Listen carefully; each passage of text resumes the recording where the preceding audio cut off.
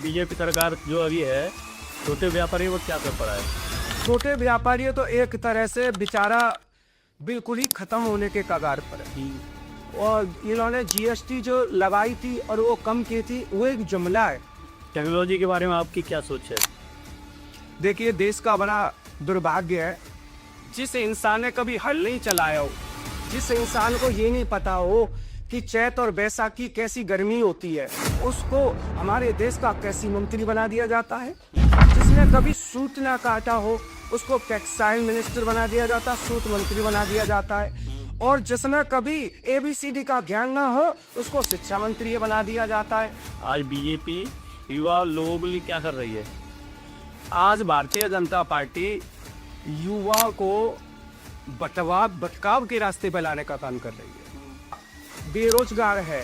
आपकी नहरों कौन सी सरकार अच्छी है? बीजेपी, सपा, बसपा या कांग्रेस? भारतीय जनता पार्टी ने युवाओं को हिंदू और मुसलमानों में उलझा करके रख लिया है। दलित और पिछड़ों में सबसे ज्यादा बेरोजगारी, शिक्षा का अभाव इन्हीं दो समाजों के अंदर है। और भारतीय जनता पार्टी नहीं चाहती है कि पिछड़े और दलित समाज के बच्चे पढ़ करके आगे आए।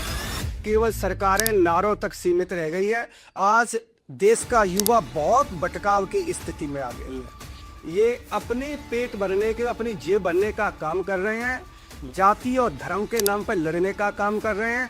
इन्होंने कभी देश और प्रदेश के बारे में गंभीरता से सोचा ही नहीं। आज जापान कहाँ पहुंच गया, चाइना कहाँ पहुंच गया है। आज हमारे ये जो भारतीय जनता पार्टी वाले लोग हैं, ये अभी हमें तो गाय के मूत्र की और गोबर की शिक्षाएं देने में ही व्यस्त है।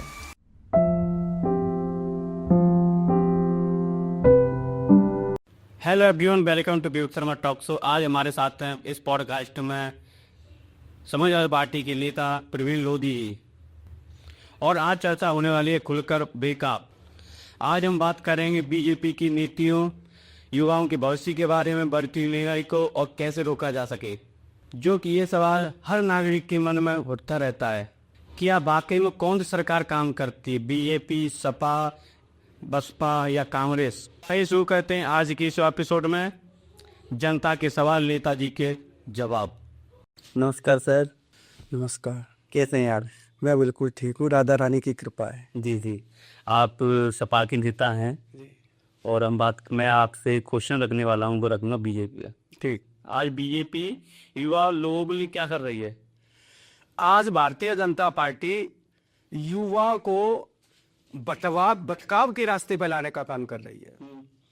उनको ये स्थिति है कि हमारे देश के, भारतीय जनता पार्टी के और प्रदेश के नेता बोल रहे हैं कि युवा पकौड़े तले। आज हमारे देश से जो होनहार बच्चे हैं, वो विदेशों की तरफ पलायन होने का काम कर रहे हैं, भटकाव के रास्ते पर हैं। आज देश के अंदर करीब 40,000 युवा बेरोजगार है, परेशान है।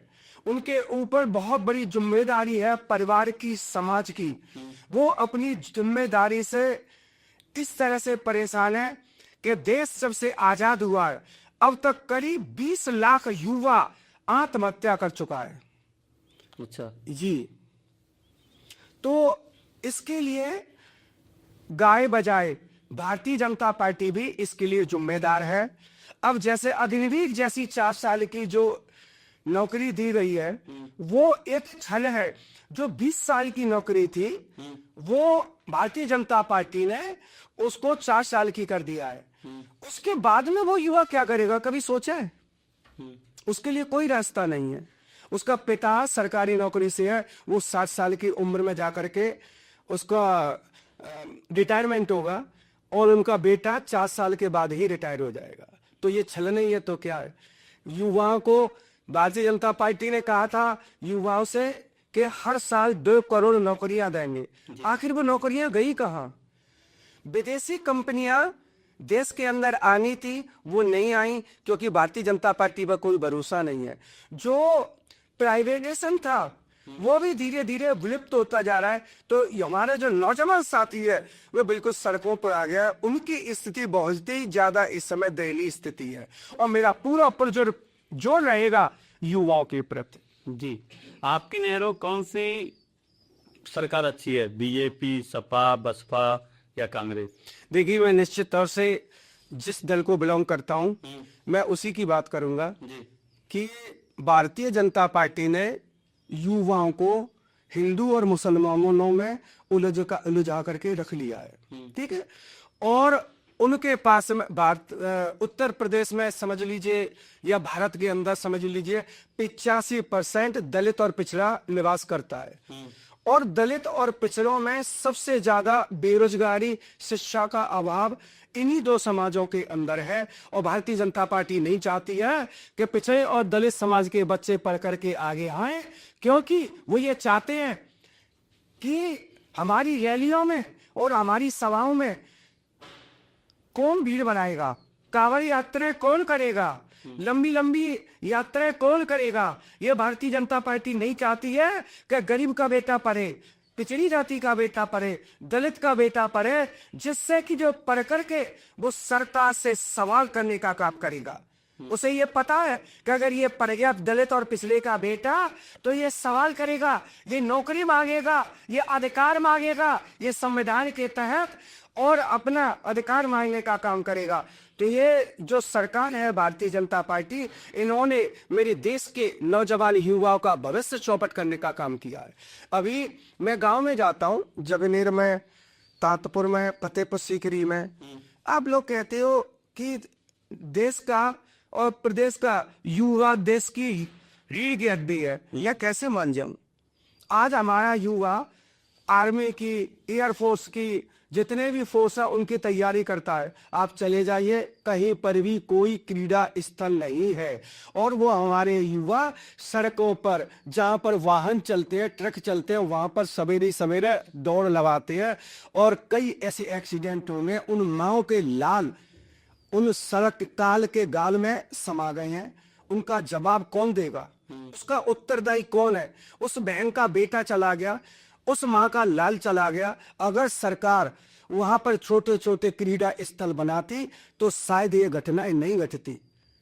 ये हमारे युवाओं के साथ छल करने का काम हो रहा है। केवल सरकारें नारों तक सीमित रह गई है। आज देश का युवा बहुत भटकाव की स्थिति में आ गया है। नहीं तो क्या कहती बीजेपी सरकार कहती सबका साथ सबका विकास, ये केवल नारा है क्या? केवल एक खोखला नारा है, कोई विकास नहीं हो रहा है। इनके नेताओं का विकास हो रहा है, इनके जो उद्योगपति है उनका विकास हो रहा है, और कोई विकास नहीं हो रहा है। इन्होंने कहा था कि किसानों की आय दुगनी होगी। किसान आज भुखमरी के कगार पर है, किसान आज आत्महत्या कर रहा है, किसान आज खाद बीज के लिए लंबी लाइन लगा रहा है। अभी अकोला में एक युवक की हार्ट अटैक से और मानसिक रूप से परेशान था, उसकी मौत हो गई। उसकी जिम्मेदार ये सरकार है। और किसान इस समय सबसे ज्यादा, पानी और बिजली महंगी हो गई है, पानी की कोई व्यवस्था नहीं है, किसान के लिए कोई नई टेक्नोलॉजी नहीं है जिससे कि किसान प्रतिस्पर्धा करने का काम करे। जी, तो इसका जो बीजेपी सरकार जो अभी है, छोटे व्यापारी वो क्या कर पड़ा है? छोटे व्यापारी तो एक तरह से बेचारा बिल्कुल ही खत्म होने के कगार पर है, बिल्कुल ही खत्म होने के कगार पर है। जब से नई टेक्नोलॉजी आई है, ब्लिंकिट आया है, जोमेटो आया है, और ऑनलाइन जो सिस्टम आया है वो ऑनलाइन बना लेते हैं। हमारा जो व्यापारी, छोटा व्यापारी है, उस तक ग्राहक जा ही नहीं पाता है। तो एक तो ये परेशान है। दूसरा, नोटबंदी से मौत के कगार पर व्यापार आ गया है। एक और है, और इन्होंने जीएसटी जो लगाई थी और वो कम की थी, वो एक जुमला है। देखिए, इन्होंने जीएसटी कम की, किस पे की? कपड़े पे। लेकिन इन्होंने जीएसटी किस पर लगाई? सूत पर। इन्होंने सूत पर, जो कपड़ा बनाने का जो रॉ मटेरियल होता है, उस पर इन्होंने जीएसटी लगा दी। तो बात तो हुई ना। तो इस समय छोटे तबके का जो व्यापारी है वो सबसे ज्यादा परेशान है। ओके, टेक्नोलॉजी के बारे में आपकी क्या सोच है? देखिए, देश का बड़ा दुर्भाग्य है कि हमारे देश के अंदर, मैं इस पे और बात चर्चा करना चाहता हूँ।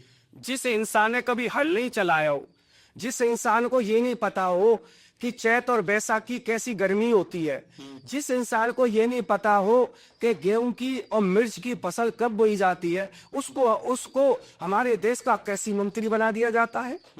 और जिसको जिसने कभी सूत ना काटा हो उसको टेक्सटाइल मिनिस्टर बना दिया जाता, सूत मंत्री बना दिया जाता है। और जिसने कभी ABCD का ज्ञान ना हो उसको शिक्षा मंत्री बना दिया जाता है। और जिसने कभी जिस चीज को नहीं किया है उसको उसी विभाग का मंत्री बना दिया जाता है।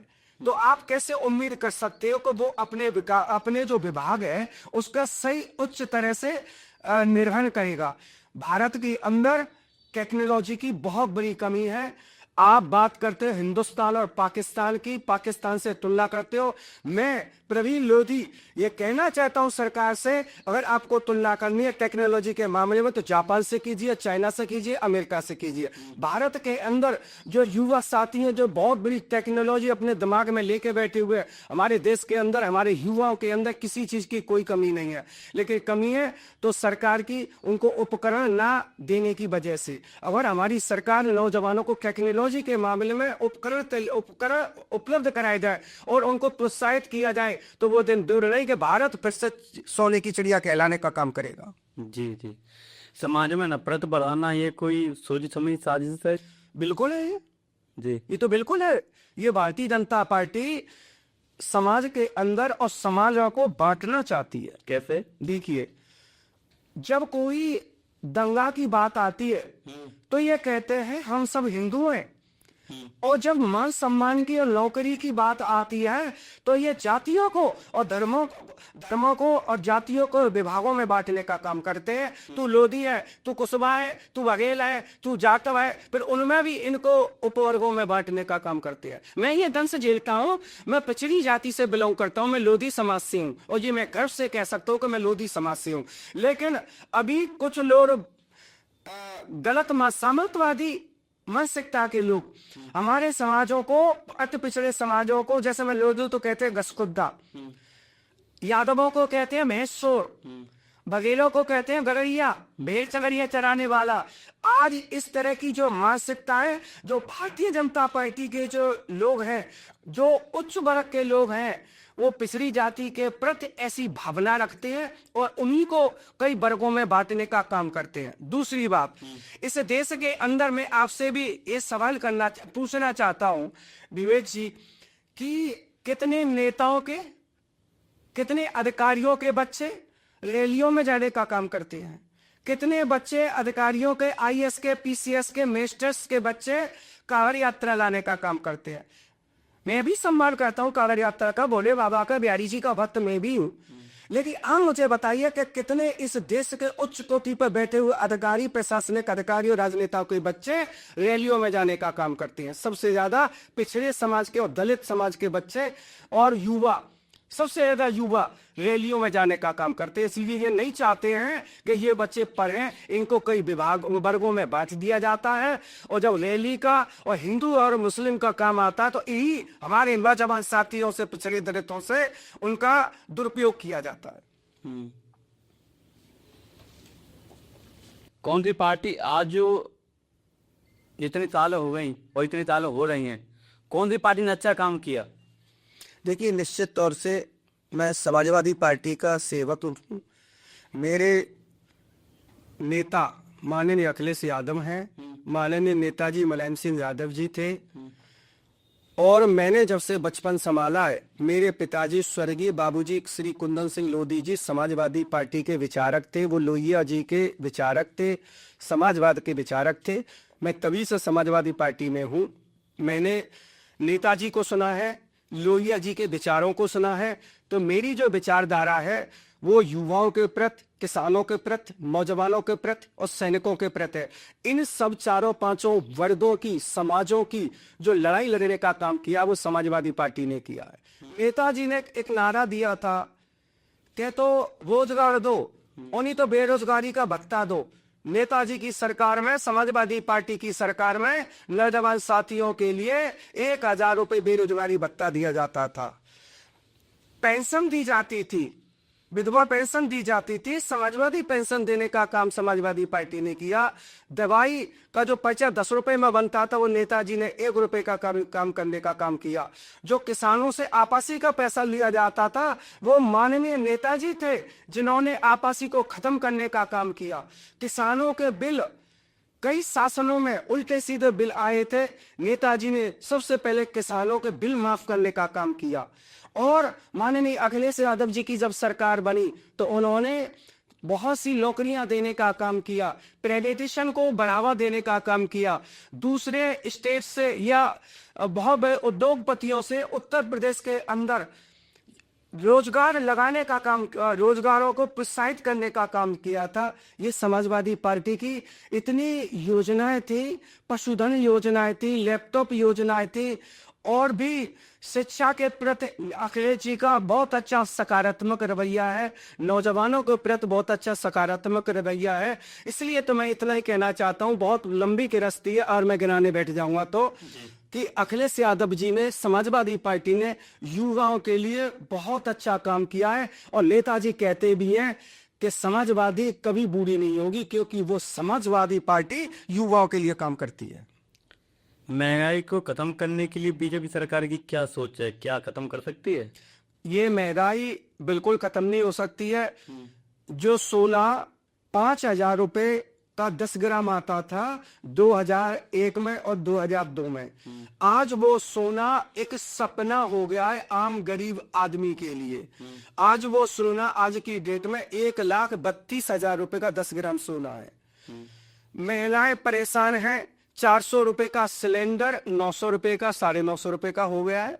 दाल महंगी हो गई है, सब्जी महंगी हो गई है, किचन का बजट 4 गुना बढ़ गया है। इसलिए मैं तो नहीं कह सकता कि हमारे देश और प्रदेश में महंगाई पर काबू पाया जा सकता है। ये अपने पेट भरने के, अपनी जेब भरने का काम कर रहे हैं, जाति और धर्म के नाम पर लड़ने का काम कर रहे हैं।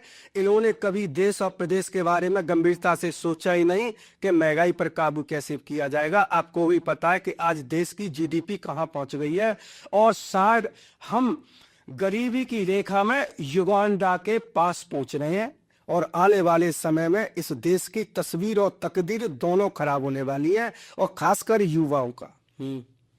क्या विपक्ष की आवाज को दबाया जाता है? बीजेपी सरकार दबाती है उसको? दबाती है जी। उनका गला घोटने का काम करती है। अभी मैं ही बोल दूं इनके खिलाफ, तो कल हो सकता है ये मेरे साथ ही ये कोई घटना घट दे। ये तमाम तो सीबीआई, ईडी और भी तमाम इनके पास ऐसे हथियार हैं कि ये तो किसी का भी उसको दुरुपयोग करके किसी को भी विपक्ष की आवाज दबा दी जाती है, और ज्यादा सच्चाई की जो बात बोलेगा उसको ये देशद्रोही घोषित कर देते हैं। तो आदमी कैसे बोले? इन्होंने विपक्ष खत्म कर दिया। देश के अंदर केवल एक आदमी बचा है, वो हमारे जननायक माननीय अखिलेश यादव, जिन्होंने विपक्ष को जिंदा रखने का काम किया है। जो और आज समाजवादी पार्टी 3 किसानों के विरोध में, नौजवानों के विरोध में और गरीबी के विरोध में जो काम कर रही है, उसकी बुलंद आवाज को उठाने का जो काम कर रही है, वो समाजवादी पार्टी काम कर रही है। शिक्षा को कैसे बेहतर बनाया जा सकता है, उसके लिए समाजवादी पार्टी कैसे अपने को घोषित कर सकती है कि हम इस तरीके से शिक्षा को अच्छा कर सकते हैं, और बीजेपी क्या कर रही है? देखिए, बीजेपी तो हम पिछड़ों को और दलितों को कभी नहीं चाहती है कि उनके बेटे आईएएस और पीसीएस बने। ये तो सीधा सीधा चाहते हैं कि ये बिल्कुल अनपढ़, जाहिल और गंवार बने और हमारी रैलियों का हिस्सा बने। ये पढ़ गए तो अपना अधिकार मान लेंगे, नौकरी मान लेंगे। तो इन्होंने तो जब से इनकी सरकार आई है करीब 80,000 स्कूल बंद करने का काम किया है, और उत्तर प्रदेश के अंदर इसी बार 27 विद्यालय बंद किए गए हैं, और 28-30 हजार मदरालय खोलने का काम किया गया है। इनकी ये साजिश है कि दलित और पिछड़ा पढ़ नहीं पाए, ये दारू पिए और अनपढ़ रहे, गंवार रहे। तो इनको शिक्षा का स्तर तो बिल्कुल ही इन्होंने खत्म कर दिया कि शिक्षा होनी चाहिए, बिल्कुल नहीं होनी चाहिए। ये तो ये चाहते हैं कि ये शिक्षा का स्तर अगर होता तो शिक्षा का स्तर कैसे ऊंचा होगा, ये चाहते हैं। देखिए, हमारे देश में और प्रदेश में जी, इनको अपनी शिक्षा का जो स्तर है, टेक्नोलॉजी का स्तर है, इनको अपने देश की शिक्षा पर खुद भरोसा नहीं है। वो कहते हैं इसलिए नहीं है कि सिंधिया जी का बेटा अमेरिका में पढ़ता है, स्मृति ईरानी जी की बेटी अमेरिका में पढ़ करके आई है, शिवराज सिंह चौहान जी का बेटा अमेरिका में पढ़ करके आया है, जयशंकर जी का बेटा अमेरिका में पढ़ के आया है, रक्षा मंत्री राजनाथ सिंह जी का बेटा ब्रिटेन में पढ़ के आया है। तो इसका मतलब क्या है? और यहाँ पर अपने यहाँ पर जो शिक्षा के मंदिर है उनकी स्थिति इतनी जर्जर हो रही है कि कब कौन सी छत गिर जाए। तमाम ऐसी जगह गुजरात के अंदर, उत्तर प्रदेश के अंदर, बिहार के अंदर हमारे जो नौलिहाल वहां पर पड़ते हैं उनकी छतें जर्जर है, पानी टपकता है, शौच की व्यवस्था नहीं है, खाने की व्यवस्था नहीं है, क्रीड़ा स्थल नहीं है, कोई टेक्नोलॉजी नहीं है। तो शिक्षा का स्तर तो इन्होंने इतना गिरा दिया है कि पूछिए मत। शिक्षा के बारे में तो भूल जाइए। ये केवल और केवल आने वाले समय में माननीय अखिलेश यादव जी का इस मामले में बहुत ही सकारात्मक रवैया है। आने वाले समय में 2027 के बाद में देख लीजिए कि शिक्षा का स्तर शायद इस देश में पहचान बनाने का काम करेगा। प्रदेश से ऐसी पहचान जाएगी कि दूसरे भी प्रदेश उच्च शिक्षा के स्तर की कॉपी करने का काम करेंगे। जी, आने वाले चुनाव में कौन जीत सकता है, सपा या बीजेपी? देखिए, मैं ज्यादा नहीं कहूंगा और आप ये भी मत सोचिएगा कि मैं समाजवादी पार्टी का कार्यकर्ता हूं जी, लेकिन इतना कहना चाहता हूं कि आम गरीब किसान नौजवान इतना अजीज और परेशान हो चुका है इस भारतीय जनता पार्टी से, इनके झूठे वायदों से, इनकी कार्यशैली से और हिंदू और मुस्लिमवाद से।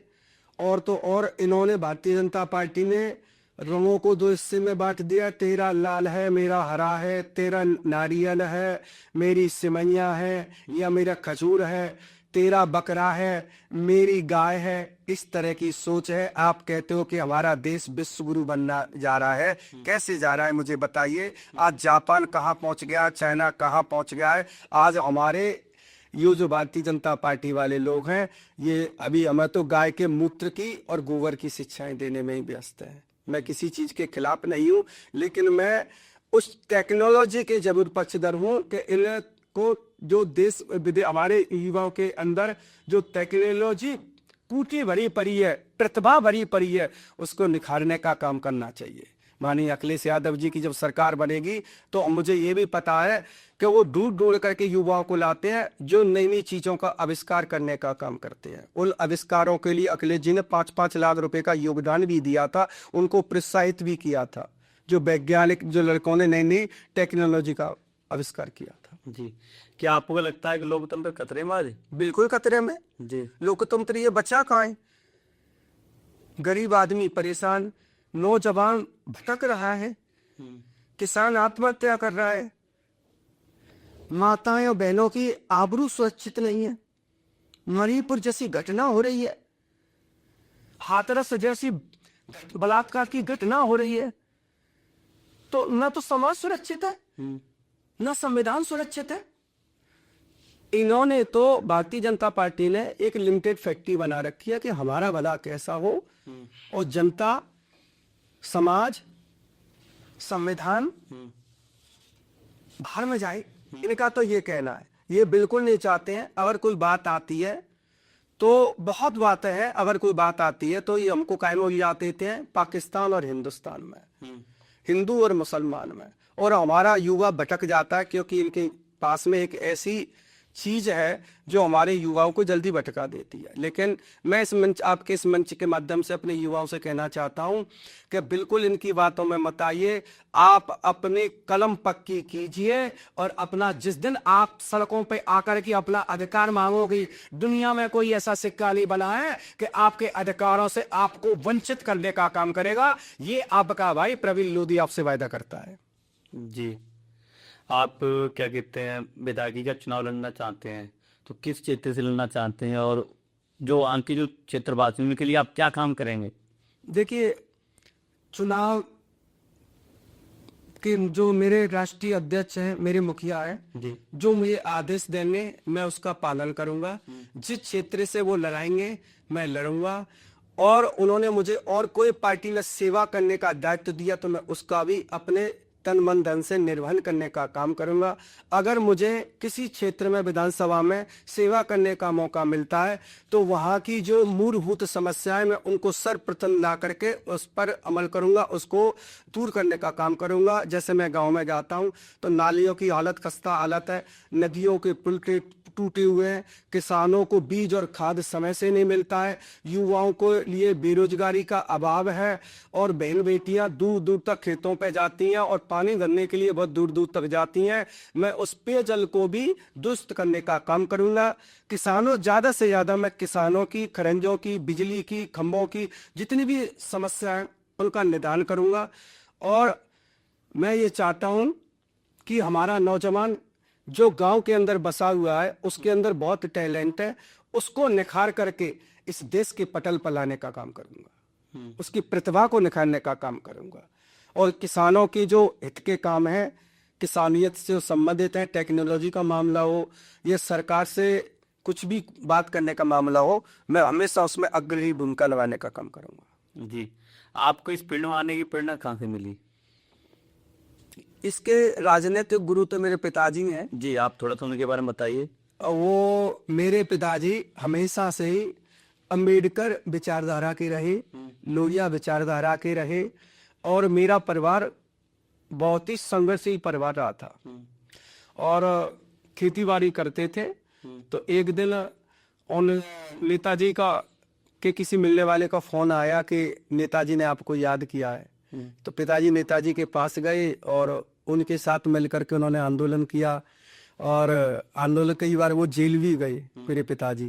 फिर नेताजी का आदेश आया कि कुंदन सिंह लोधी जी आपको ग्रामीण विधानसभा से चुनाव लड़ना है एमएलए का। 1993 में पिताजी ने चुनाव लड़ा और उस समय पर रात के करीब 11 बजे नेताजी की सभा हो रही थी कलाल खेरिया में। मैं छोटा था, पिताजी का साथ देता था, मैं समझता था और मेरे अंदर एक कुंठा रहती थी कि यार इनकी बीमारियां देखो किसानों की कितनी फटी हुई है।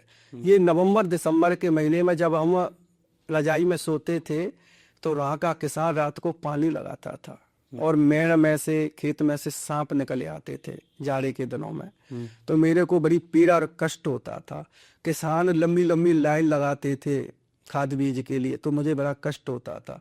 मेरे पिताजी ने हमेशा इन चीज़ों को सर्वोपर समझा और तमाम उन्होंने आंदोलन किए, सरकार से व्यवस्थाएं कराई। नेताजी से विशेष स्तर करके कहते थे कि इनकी समस्याओं के लिए नेताजी आपको विशेष पहल करनी पड़ी और नेताजी ने इनको सुना और उस पर अमल भी किया था। नेताजी ने आपासी खत्म करवाई। समाजवादी पार्टी में ने एक पहले रवन्ना चलता था, चुन्नी पर रवन्ना कटता था। ये हमारे देश का किसान नेता मुलायम सिंह यादव जी थे जिन्होंने चुंगी समाप्त की किसानों की। ये बहुत बड़ी उपलब्धि थी। किसान सवेरे 4 बजे मंडी जाता था, तो मंडी जाता था तो चौराहों पर चुंगी और रवन्ना कटता था। तो वहाँ की जो डलियाओं में सब्जी लाते थे या अनाज लाते थे तो आधी तो जो पुलिस वाले निकाल लेते थे, रवन्ना वाले निकाल लेते थे और रवन्ना अलग करता। तो हमारे किसान कभी इधर से दुबक के जाते, कभी इधर से दुबक के जाते। तो नेताजी एक बार रात को सो रहे थे, उन्होंने किस्सा सुनाया था उसी मंच से कि किस्सा सुनाया था, तो वो बड़े विचलित थे। तो उन्होंने 2 बजे प्रमुख सचिव को फोन किया। तो प्रमुख सचिव ने कहा कि साहब क्या बात है? तो उन्होंने कहा कि मेरा किसान सबसे ज्यादा परेशान है, पानी की समस्या थे आपासी से और ये चुंगी समाप्त कर दो आज। उन्होंने कहा साहब हमको तो इससे चुंगी से बहुत रवन्ना प्राप्त होता है। तो उन्होंने कहा था हम रवन्ना जो चुंगी से रेवेन्यू प्राप्त होता है उसको हम दूसरी जगह से निकाल लेंगे, लेकिन अभी 2 बजे आपको रवन्ना समाप्त किया करना है। तो नेताजी की बात को अमल करते हुए, नेताजी समय मुख्यमंत्री थे, उन्होंने रात के 2-2:30 बजे उन्होंने प्रमुख सचिव ने ऐलान किया कि पूरे प्रदेश के अंदर चुंगी और जो रवन्ना है वो समाप्त किया जाए। ये नेताजी ने ये कर्म बहुत ही प्रमुख काम किया। और जो बिजली के बकाया बिल पड़े हुए थे गरीब किसानों के, वो सब माफ कर दिए थे नेताजी ने 50,000 तक के। समाजवादी पार्टी ने हमेशा किसानों की लड़ाई लड़ी है और युवाओं की ही लड़ाई लड़ी है। और आप नए युवाओं के लिए क्या कहना चाहेंगे? मैं नए युवाओं के लिए कहना चाहता हूं कि अपना प्रतिभा का निखार कीजिए, किसी से मत डरिए। और मैं विशेषकर हाथ जोड़ कर निवेदन करना चाहता हूं कि पाखंड और अंधविश्वास पर बिल्कुल भरोसा मत करिए। आप अपनी प्रतिभा का निखार करिए। पढ़ाई और सामाजिक लड़ाई दोनों जरूरी है भाई। आप पढ़ाई भी कीजिए और अपने हक की लड़ाई भी लड़िए। ये किसी की रैली में या किसी की बातों में या अंधभक्ति में आने का कोई मतलब नहीं है। आपको अपने अधिकारों की लड़ाई खुद लड़नी पड़ेगी। समाजवादी पार्टी आपके साथ हमेशा कंधे से कंधा मिला करके तैयार है। आप हमारे साथ आइए। हम आपको अपनी रैली का या अपने प्रपंचों का चैप्टर बनाना नहीं चाहते हैं। आपके अधिकारों की लड़ाई लड़ करके आपके अधिकार दिलाना चाहते हैं। आपको कितने साल हो गए इस समाज में आए हुए? मेरे को 35 साल राजनीति में हो गए। जी। जी। अब मैंने सुना है कि आप खाना वगैरह भी बनाते हैं। नहीं, देखिए, मैंने फतेहपुर सीकरी विधानसभा में काम किया था। मैं वहाँ का प्रभारी था।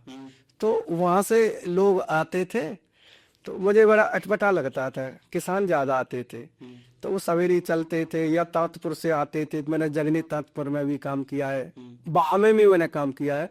तो जो दूर दराज से लोग आते थे तो मेरा ये धर्म बनता था और मुझे शौक भी है कि मैं खाना बना करके खिलाऊं। तो अब जैसे मैं आलू टमाटर की सब्जी है या दाल है या रोटी है या जो भी है मैं बनाता हूँ। खाना बहुत अच्छा बनाता हूँ। आप भी कभी घर पे आइए और मैं आपको भी तो आप ये खिलाते हैं बना के? हाँ, सबको खिला रहे हैं। पूरे परिवार को खिलाता हूँ। ये मित्रों को बुला करके खिलाता हूँ। खाना खिलाने का मुझे बहुत शौक है। और जो लोग आते थे, मैं बच्चे जैसे सो रहे हैं, मेरी एक आदत है कि बच्चे जैसे सो रहे हैं, दिन में आ गए कोई, तो मैं ज्यादा डिस्टर्ब भी नहीं करता था। उनकी भी अपनी लाइफ है। तो मैं खुद ही अपने हाथ से किचन में जा करके और जो भी बनता था खिलाता हूँ। और आगे नहीं, मेरी यही सोच है कि लोगों की मदद करनी चाहिए। और भोजन एक ऐसी चीज है जो अंदर आत्मा में जाता है। आदमी आशीर्वाद भी देता है और उसकी भूख भी मिटती है। बहुत पुण्य का काम होता है। मैं सुना आपने स्ट्रगल भी बहुत किया है, बहुत मेहनत की है। हाँ, मैंने स्ट्रगल बहुत किया है। बहुत बुरा समय देखा है मैंने। जी, आप थोड़ा सा उसको बता सकते हैं? मैंने एक डेयरी खोली थी और उस डेयरी में मुझे नुकसान बहुत हुआ था। तो मैं राधा जी का और कृष्ण भगवान का बहुत अच्छा भक्त हूँ। मैंने इतना बुरा समय देखा है कि मेरे पास पैसे नहीं रहते थे तो मैं घर में डॉल वगैरह में ये टटोलता था कि कहीं 500 रुपये मिल जाए तो कोई जो मेरी महत्वपूर्ण चीज थी वो मैं मंगा लूँ। और कभी कभी तो जैसे कहीं जाना है तो पैदल चलता था। जैसे मेरे पे 10 रुपये है तो मैं ये देखता था कि 20 रुपए किराए के लगेंगे तो मैं 10 रुपए के हिसाब से इसको डिस्ट्रीब्यूट करता था कि मैं 10 रुपए से किराए से चला जाऊं और 10 रुपए का जो हिस्सा है उससे पैदल चल लूं।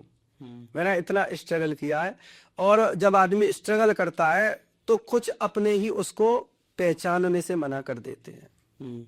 और जब आपके पास सब कुछ हो जाता है तो जो नहीं जानता है वो भी आपका रिश्तेदार बन जाता है। ये मुझे बहुत पीड़ा होती है, आज भी बहुत पीड़ा होती है। लेकिन मेरी उस बुरे वक्त में मैं अपने पीडीए जननायक अखिलेश यादव जी का धन्यवाद देना चाहता हूं कि एक बार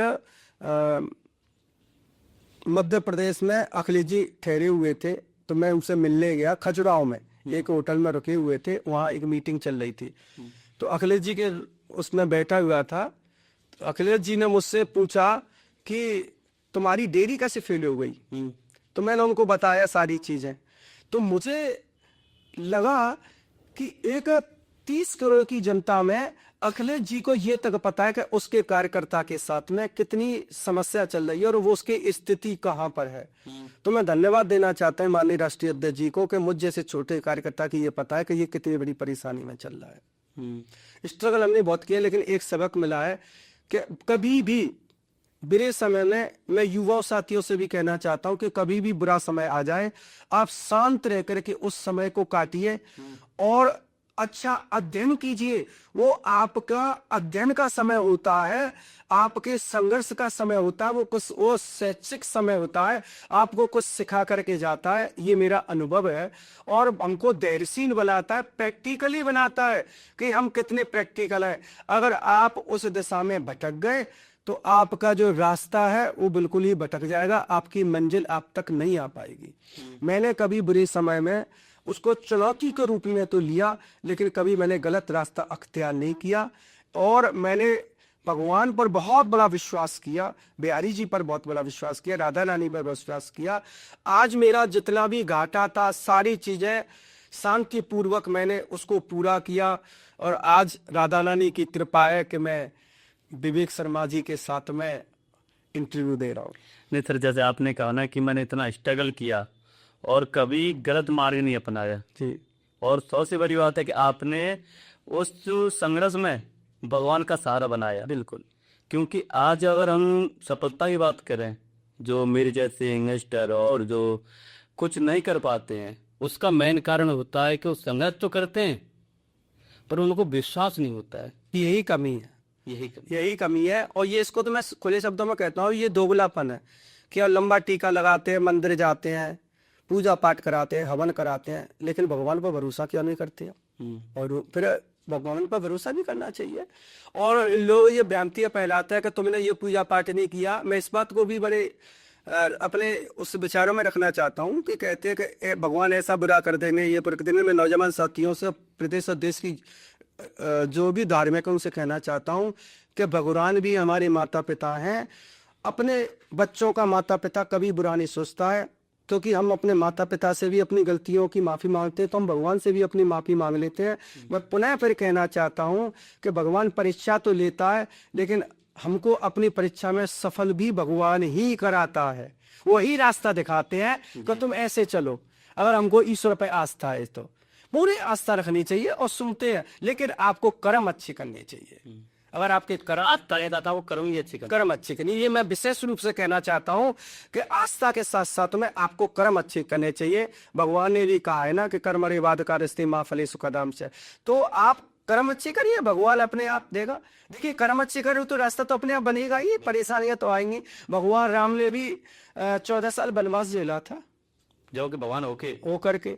और भगवान कृष्ण ने राजा परिवार में जन्म होते हुए बेचारे पैदा कारागार में हुए, कभी किसी राक्षस ने उनका वध करने की कोशिश की, सगे मामा ने उनके साथ अत्याचार किया, कहाँ उन्होंने अत्याचारों का सामना नहीं किया, आप देख लीजिए। लेकिन तो क्या वो डरे? फिर भी वो कर्म पर विश्वास रखा भगवान कृष्ण जी ने, और आज वो पूरे विश्व के अंदर कृष्ण भगवान के नाम से पूजे जाते हैं, विश्व गुरु भी कहलाए जाते हैं। तो मैं ये कहना चाहता हूं कि आप संघर्षों से मत डरिए और अपने कर्म करते रहिए। और जब भी संघर्ष से आप परेशान हो तो भगवान कृष्ण की लीला को याद कर लीजिए कि उन्होंने कितने कष्ट सहने का काम किया है। बहुत संघर्ष में बताता है कि न भी हार नहीं माननी चाहिए, क्योंकि अंश तो हम उसी के ना परमात्मा। बिल्कुल सही बात है, हमको बिल्कुल हार नहीं माननी चाहिए और कर्म करते रहना चाहिए। और कर्म करते करते कोई ना कोई रास्ता जरूर मिल जाता है जी, ये भी मेरा विश्वास है। कर्म करते करते कोई ना कोई रास्ता जरूर मिल जाता है, अगर सच्चे मन से आप अच्छा कर्म कर रहे हैं तो। जी। और बहुत सारे लोग क्या कहते हैं, हमारे भारत को छोड़ के विदेशों में जा रहे हैं, वहां रहने लगे हैं। उसके लिए आपकी क्या विचारधारा है और ये कैसे क्यों जा रहे हैं उधर? देखिए, जो भी लोग विदेश जा रहे हैं वो उद्योगपति हैं, क्रिकेटर हैं, सिनेमा जगत से जुड़े हुए लोग हैं। ज्यादातर जो विदेश जा रहे हैं वो पैसे वाले लोग जा रहे हैं। तो मैं इस पर इतना ही कहूंगा कि गरीब तो भूखा है और अमीर रूठा है इस सरकार से। तो जो विदेश जा रहे हैं पैसे वाले लोग, व्यापारी वर्ग के लोग, वो इसीलिए जा रहे हैं कि उन्हें भारत देश की इस सरकार पर बिल्कुल भरोसा नहीं है और वो बिल्कुल सुरक्षित नहीं है। मेन कारण है सुरक्षा का। वो सुरक्षा के अभाव में भारत छोड़ के जा रहे हैं। भारत के अंदर टेक्नोलॉजी की कमी है, भारत के अंदर योग्यताओं को ना पहचानने की कमी है। अब जैसे हमारे बहुत युवा विदेशों में वैज्ञानिक हैं, प्रोफेसर हैं, टीचर है, तमाम CEO हैं, तमाम अच्छे अच्छे ओहदों पर है। जो हमारे युवा हैं या बिजनेसमैन हैं, उनको उनके हिसाब से भारत में प्रतिनिधित्व नहीं मिल रहा है, इसलिए वो विदेश जा रहे हैं। और मैं फिर कहूंगा कि गरीब रूठा, वो अमीर रूठा है और गरीब भूखा है। बीजेपी सरकार कहती है कि हम इसको भारत को विश्व गुरु बना रहे हैं, इस पर आपकी क्या सोच है, क्या विचार है? ये कागजों में बनना है, नारों में बनना है, पोस्टरों में बनना है, लेकिन विश्व गुरु है कहाँ? आज आपके पासपोर्ट की स्थिति कहाँ पर है? आप जाकर के अमेरिका में और ब्रिटेन में पता लगा लीजिए कि हमारे पासपोर्ट की स्थिति क्या है। कुछ चंद स्टेट जैसे दिल्ली, बेंगलुरु, कलकत्ता जैसे शहर में कुछ कोने विकसित हुए हैं, मुंबई है। अब इन बाकी इनके बगल में जाकर के देखिए, जो झुग्गी झोपड़ियां पड़ी हुई हैं, वहां जाकर के आप देखिए कि देश हमारा कैसा विश्व गुरु है। आपको स्थिति और परिस्थिति दोनों पता चल जाएगी। अभी हम बहुत नीचे हैं, हर तरह का इंडेक्स निकालिए, हम बहुत नीचे हैं। केवल हम बातें करते हैं, बातें कर रहा है कि हम विश्व गुरु हैं, लेकिन अभी इसको अच्छी तरह से परिभाषित नहीं कर सकते हैं। आप पाकिस्तान तक, हिंदू मुसलमान तक अटके पड़े हो। कभी जापान, अमेरिका, चाइना जाकर के देखिए कि विश्व गुरु क्या है। आज हम टेक्नोलॉजी के मामले में शायद बहुत निम्न स्तर पर हैं, और ये देश फिर से सोने की चिड़िया बनने का काम करेगा। जी। आज हमको अटका दिया गया है गाय के गोबर पर, गौमूत्र पर। तो विश्व गुरु मैं नहीं मानता कि इन सब चीजों से विश्व गुरु बने हो गए। जो मौज, जब तक इस देश की रीढ़ की हड्डी नौजवान साथी चमचमाती कार चमचमाती कोठियों में नहीं बैठेगा, किसान आत्महत्या करना बंद नहीं करेगा, एक आम रिक्शे वाला भी की चेहरे पर चमक नहीं आएगी, दवाइयां मुफ्त नहीं होंगी, शिक्षा मुफ्त नहीं होगी, जब तक हमारा देश विश्व गुरु नहीं बन सकता है। प्रवीण लोधी जी ने बहुत कुछ समाज के लिए, युवाओं के लिए, कि युवाओं को अपनी आवाज़ कैसे उठानी चाहिए और सपा आने वाले चुनावों में कैसे अपना योगदान देगी। अगर जीतती है, अगर बनती है, तो युवाओं के लिए वो क्या करेगी, और बहुत कुछ क्या कहते हैं प्रवीण जी ने समाज के लिए, समाज को कैसे सुधारा जाए, बहुत कुछ बताया है। तो इस पॉडकास्ट को आप जरूर देखें और अपने फ्रेंड फैमिली में इसको शेयर करें, जिससे लोगों को कुछ अपनी आवाज़ उठाने का मौका मिले। जैसे हमारे प्रवीण जी ने यहाँ तक पहुँचे हैं इस मुकाम में, तो आप भी ऐसे इस मुकाम तक पहुँच सकते हैं। मिलेंगे किसी दूसरे पॉडकास्ट में, जब तक के लिए हरे कृष्णा।